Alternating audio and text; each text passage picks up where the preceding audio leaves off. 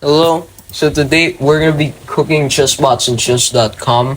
We're playing against Wally, um the last bot. I mean Lee's the last bot, but I'll play it soon enough. But not now. We're only gonna include Wally as a final boss. So I go e4 against Wally here.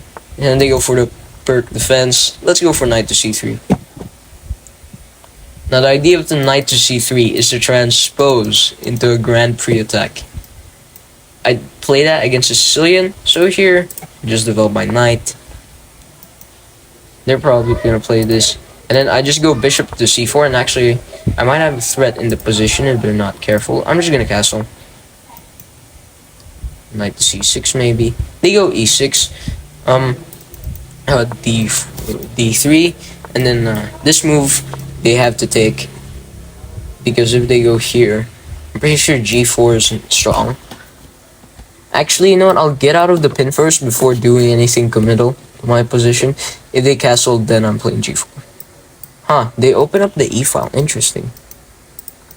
Wally opens up the e file. So, I think I should take with the bishop. Taking with the bishop, because the bishop's gonna be worse, I think. I'm pretty sure I can just pin. Pinning the bishop is strong. What should I do here? There's gotta be something here. If I go rook to e3, there is d4 here. Strong resource. What if I go here though? That seems like a strong move. But then after this they just castle. Let's go for it. Signaling that we are going f6, no matter what they do. We're gonna go for queen to g3. So now we are actually setting up f6 once again. They go over here. We'll put our queen on the... Actually, no. What if we offer trade bishops?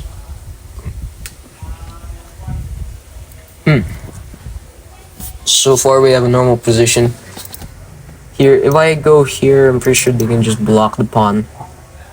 So we're just gonna go into an endgame. This might be a draw. But there's still attacking chances.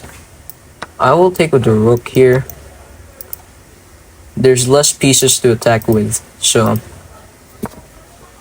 Okay, now we attack the pawn though. They sacrifice the pawn. Interesting. And then, yeah, but I just go here though. Okay. So we're just gonna be playing with a clean pawn against Wally. So I'm gonna be showing you what I'm thinking about later in the analysis. Because I just recorded a video to find out that it wasn't recording. So I go here. Take, there's a fork. What should I play here?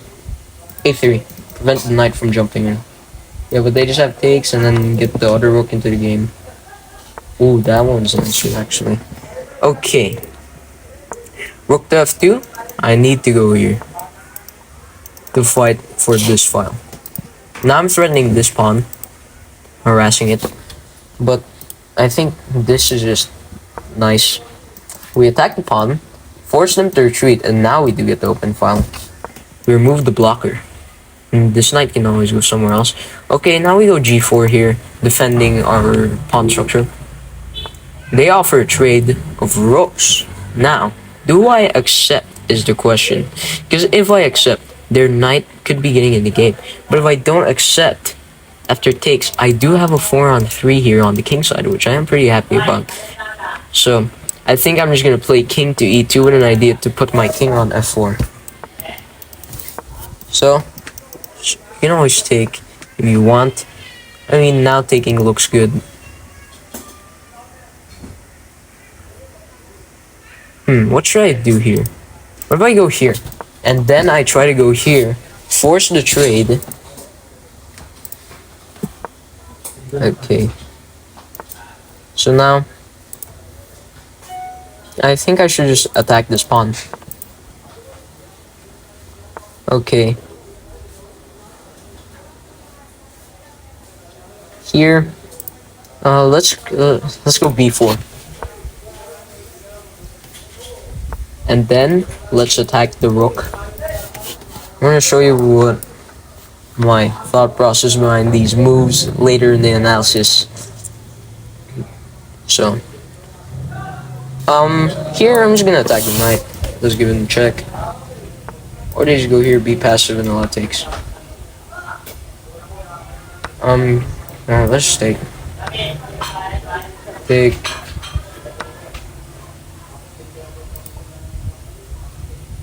Okay, now we're getting pass pawn here.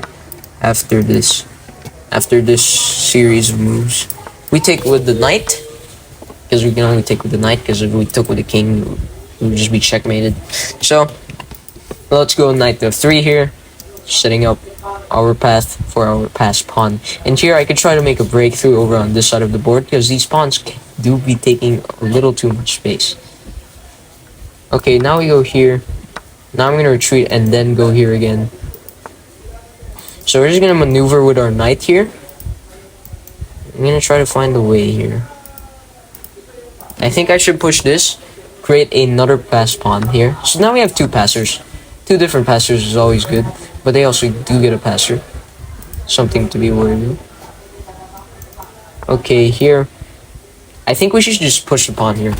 We need to distract the king. Okay, now we're gonna advance our king.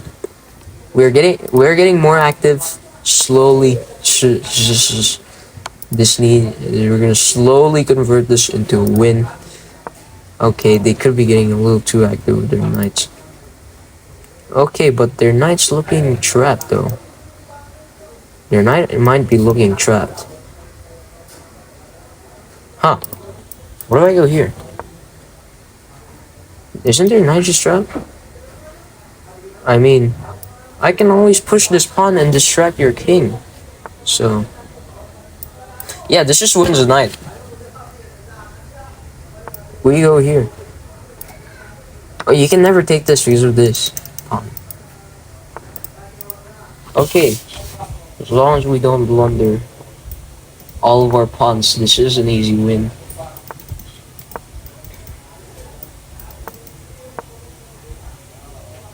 Okay, now we just push, and we do not stalemate, so I'm going to be triple checking my moves. Alright, we just go here, force the king to go here, and then we can just push this. This should just be a win. Queen. And then we're just gonna give checks, push this. They're gonna try to go into the edge. Oh wait, no, bots don't do that. Okay, we just queen and checked it. This is a simple win. Check. Check. Check. Let's give this check. Don't stalemate. They might be going over here. Check. And then if they go here, that is a check.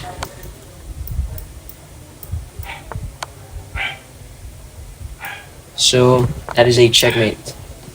So analyze that game.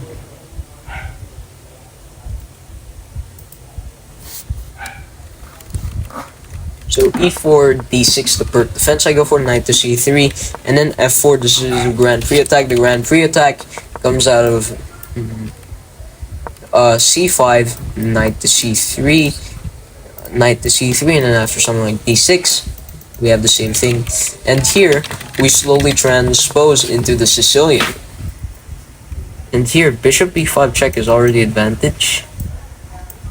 And if you treat, you just look dumb. And if you put your knight here, then castles, and your knight's looking a little too passive over there. Instead, I go for bishop to c4, setting up a sacrifice here in the future. No, not e6. Queen to d7 is played, further defending this, so there's no tactic. And I should have played d4 here, and after you take here, I think I should just take with the g pawn. And then if you ever take queen takes, knight here, what do we, queen to f2, weird line. So there you go, castles, d3, and this is a common idea in the Sicilian. If you're playing against Grand Prix, always play e6 because their bishop ends on c4. So the bishop will be staring at nothing. I go d3. And h3 king out the bishop goes back to h5 here. And I don't want to g4 is apparently pretty good here already. But I didn't want to commit yet because I thought maybe, what if they castle king side though? And queen side though? I mean, you're gonna have pawns. But I then forgot that this just straight up wins a piece. So instead I go for queen to e1 and they take the bishop. I go here, but b takes is better because it attacks the queen. And if you take, do we take? No, we just take go to f3. And they're left with a terrible pawn structure, king in the center, and castling isn't possible because of queen, because of bishop takes e6. Instead, we have this position after this maneuver is equal so far. And here, rook to g3 is the best move here, at pressuring this pawn. So, this is, if you castle, then you're just admitting that you're going straight into the line of fire. I mean, queen to e5 already attacking this and this. They have to play g6 and then queen takes d5 or knight takes. And we're in a slightly better position. Oh,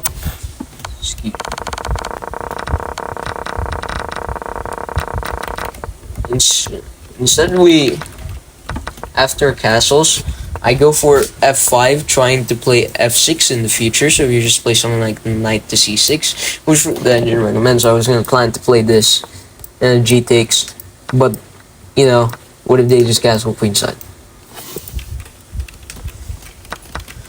So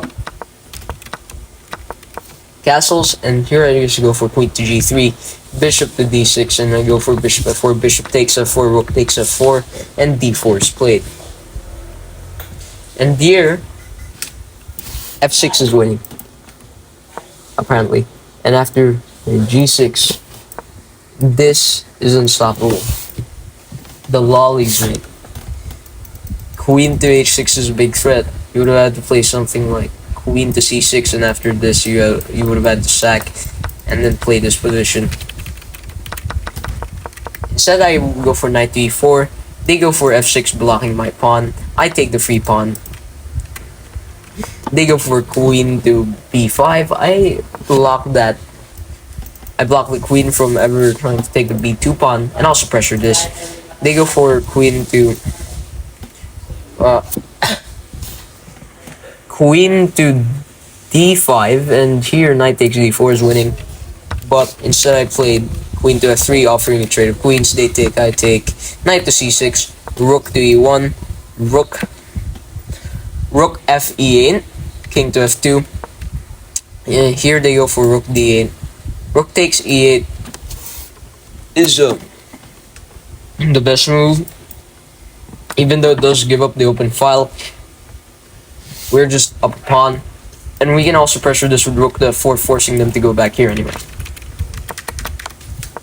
So we get this position, and here I drop the rook here with an idea to put it on e2 and fight for the open file.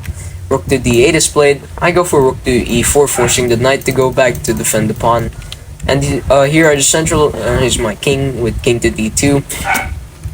And here rook to d5 is played with an idea to take the f4 pawn. I don't let him do that. Instead I go g4 here, and rook to e5 is played. Rook takes is indeed the best move, but after f takes, maybe they could get some counterplay. I don't know. But they do have this backwards pawn though.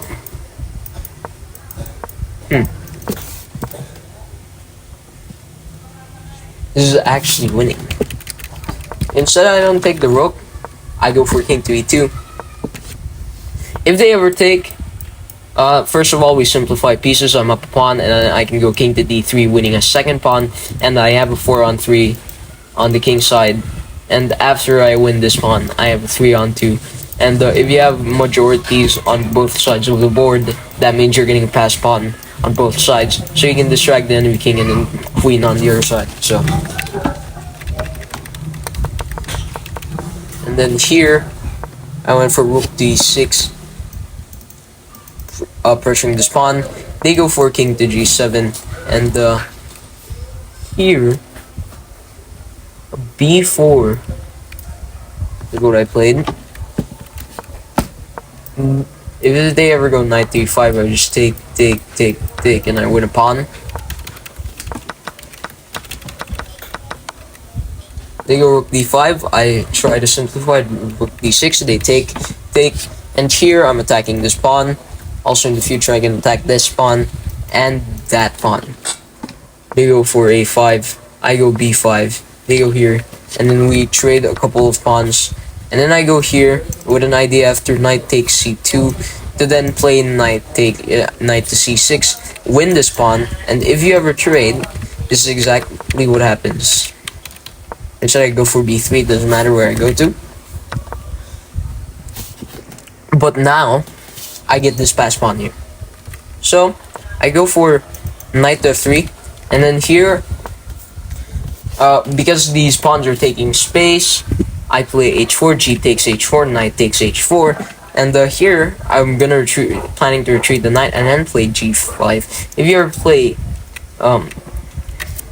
h6, then I can completely pressure that with a long series of moves. It's gonna be a long time, but this pawn here is gonna be weak. They go for king to e7, I go knight to f3, knight to c2, g5. They let me get my two pass pawns at the cost of giving them an outside passer, but it's just completely winning. King to f6, d5, king to e7, king to e5, knight to b4, and here f6 is completely winning. But I go knight to h4. The idea is to give this check over here, and here they blunder. They're gonna blunder soon after. Knight to d3 check, king to d4, and here they blunder. Worst move on the board, knight to e1. And here I found the move, because if you study bishop versus knight endings, you should know that if ever a knight is on the side, it is pretty easy to trap. And as you can see, king to c3 is just a strong move here. And though we take all four squares of the knight, even though this knight is on the side of the board, it's also taking up the squares of this knight. And I'm just gonna win this. And here, key idea f6. I mean, this is still winning, but it's harder. But the reason why I play f6 is to force the king to always guard this pawn. They can never take because there's queen. So they go for h5, and then I take, and slowly I checkmate my opponent, Wally. So that is the final bot, the advanced bots. Let me know if you want me to play Lee, the 2000 rated bot. I have beat her once, just once, in a rare case where she had blundered. I was playing with the white pieces. So if you want me to fight Lee, you have to get the video to 10 likes. So bye.